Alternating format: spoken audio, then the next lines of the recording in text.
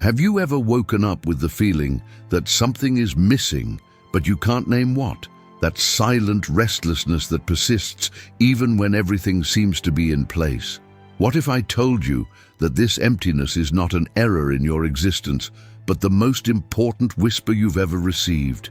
We live in an era of unprecedented abundance. We've never had so much access to information, entertainment, connections, and possibilities. We can buy whatever we want with a click, watch any movie, talk to people on the other side of the world, and yet millions of people wake up every day with an inexplicable weight in their chest, an absence that no purchase fills, no distraction relieves, no achievement satisfies. Viktor Frankl, Austrian psychiatrist and survivor of Nazi concentration camps, called this existential vacuum and dedicated his life to unraveling this mystery. He realized something most people ignore, that emptiness is not a symptom of personal failure, but evidence that we are beings oriented toward meaning. When you feel that hole inside you, it's not because you're weak, broken, or insufficient. It's because your soul is asking for something the modern world forgot to offer: purpose. Think about it. How many times have you tried to fill that emptiness with more productivity, more results, more likes, more experiences? You work more hours, achieve more goals, accumulate more things, and at the end of the day, when the lights go out and you're alone with your thoughts, it's still there, that deafening silence, that unanswered question. Frankl observed this in humanity's darkest places, in the camps of Auschwitz, where everything that defines a person was stripped away: name, family, dignity, freedom. He discovered something revolutionary. It wasn't necessarily the physically strongest who survived.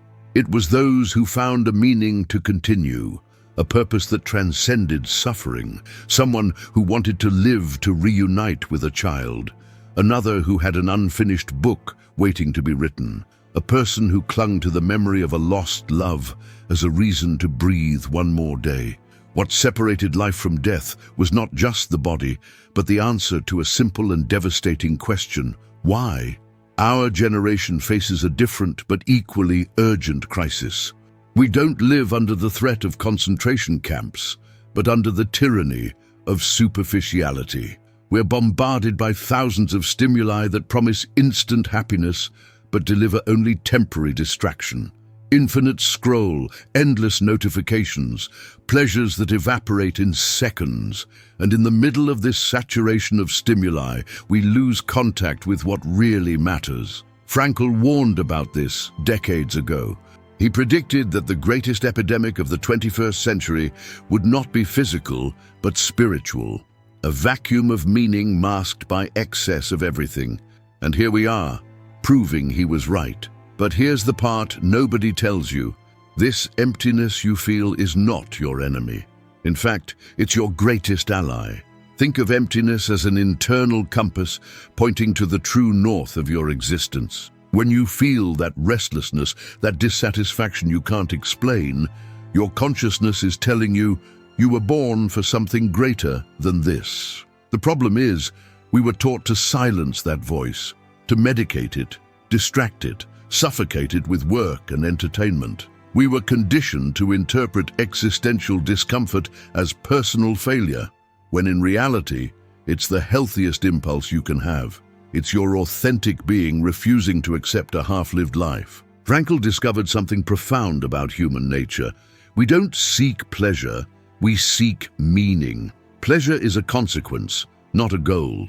When you live a life with purpose, joy appears as a natural byproduct. But when you make pleasure the central objective, it always escapes. It's like trying to grab water with closed hands. The more you squeeze, the more it slips through your fingers. This explains why people who achieve everything society says is important, success, fame, wealth, often feel the emptiness most intensely. Because these achievements, however valuable they may be, don't answer the fundamental question, what am I living for? Now let me ask you a question that could change everything. Are you living the life you chose, or the life that was chosen for you? Think honestly. How many of your daily decisions are truly yours? How many times do you act on autopilot, following scripts written by other people? Was your career chosen because it was your passion or because it was the safe path? Are your relationships built on authenticity or on expectations? Are your days filled with what matters to you or with what you think should matter? Frankl had a devastating phrase: between stimulus and response, there is a space. In that space is our power to choose our response. In our response lies our growth and our freedom. But we gave up that space. We react instantly, live automatically, follow blindly, and then we wonder why life feels empty. If this idea has already resonated with you, if you've already felt that pang of recognition, subscribe to this channel, because this journey of self-discovery is just beginning, and each video is a step on the ladder of your liberation. The emptiness you feel has a specific message for you. It's not generic, it's not abstract, it's personal and urgent. And the message is this: there's a version of your life where you wake up every day with a clear sense of purpose, where work has meaning beyond the paycheck, where relationships are deep, not just convenient, where you know exactly why you're here, but that life requires something radical from you. It requires you to stop running from the emptiness and start listening to it. Frankl developed a revolutionary method called Logotherapy based on a simple premise. It's not up to you to ask what you want from life, but rather to discover what life wants from you. This turns everything upside down. You're not the center of the universe waiting to be satisfied. You're a unique answer to questions that only your existence can answer. Think of it this way: there's a contribution only you can make. A way of loving that only you offer, a problem only you can solve, a person only you can reach. This isn't magical self-help. It's recognizing that your uniqueness is not an accident, it's a responsibility. The emptiness you feel is proportional to the greatness of what you're destined to do. The greater the emptiness, the greater the call. The deeper the restlessness, the more significant is your unlived purpose. This should scare you and liberate you at the same time. Now let's get practical. How do you transform this understanding into real life? Frankl proposed 3 paths to finding meaning, and they're surprisingly accessible. First, through creation or work. Not just any work, but work that expresses who you really are. When you put your unique signature on the world, when you create something that carries your essence, you're answering the existential call. It can be art, it can be business, it can be teaching, it can be fixing things. What matters is not external grandeur, but internal authenticity. Second, through love and experiences. When you truly see another person, when you connect deeply with the beauty of the world, when you allow yourself to be touched by life, you find meaning. The problem is, we live such accelerated lives that we don't see anything anymore. We look without seeing, touch without feeling, hear without listening. Third, and this is the most difficult, through suffering. Frankl didn't romanticize suffering, but recognized that when we can't change a situation, we're challenged to change ourselves. The way you face the inevitable pain of life reveals and forges your character. But there's an even deeper secret that few know. Meaning is not something you find once and that's it. It's something you discover continuously, in each moment, in each choice. Frankl had a radical vision of life as a constant question. Each situation asks you a different question. What are you going to do with me? Illness asks you how you'll react. Success asks you who you'll be now. Failure asks you if you'll give up or start over. Boredom asks you what you really value. This perspective transforms everything. You stop being a victim of circumstances and become the protagonist of your narrative. The power is not in controlling what happens, but in choosing what it means and how you respond. Here's the revelation that completely changes the game. The emptiness you fear is actually sacred space. It's the necessary absence that allows the presence of something new. Think of a blank canvas before the masterpiece, a silence before the music, an empty room before it becomes home. Emptiness is not the end, it's the beginning. But we were taught to be so afraid of it that we fill every second with noise, every moment with distraction, every space with things.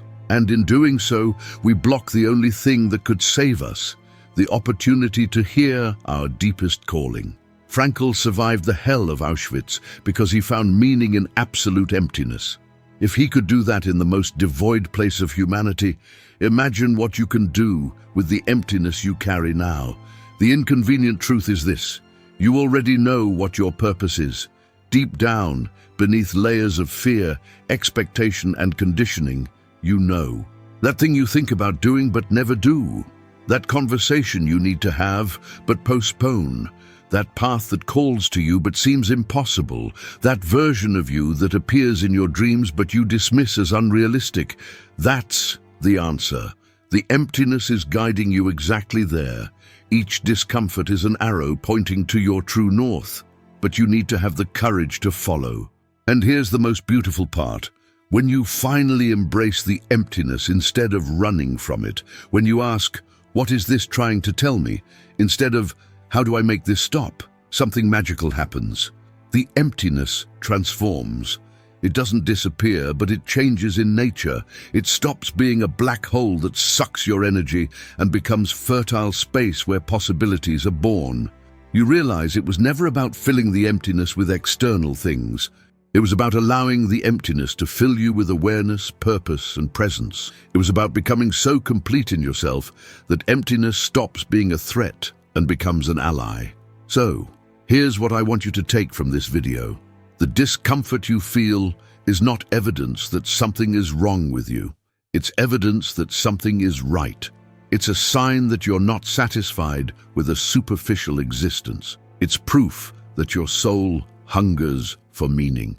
And that hunger, that emptiness, that silent call, it's the most precious thing you possess, because it won't leave you alone until you answer.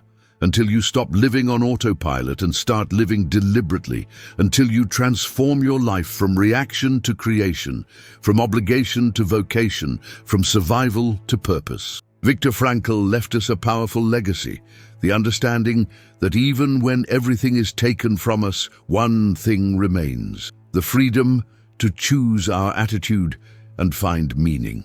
If this was true in the horror of concentration camps, how much more is it true in your life now?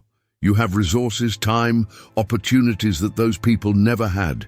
The only thing missing is the decision to stop running from the emptiness and start dancing with it. The emptiness is not a failure. It's a call. It's an invitation. It's the universe knocking on the door of your consciousness saying, "Hey, you were born for something greater than this. It's time to wake up." The question is not whether you'll answer. The question is, how much longer will you make the call wait? If this message touched something deep in you, like this video, comment below what insight impacted you most. Subscribe to the channel because we're only scratching the surface of this journey of self-discovery. And most importantly, share this video with someone you know needs to hear this, someone who's silently struggling with emptiness, thinking they're alone. Be the person who lights the way for another person, because in the end, that's what gives life meaning, being the answer someone was looking for. The emptiness is calling. It's time to answer.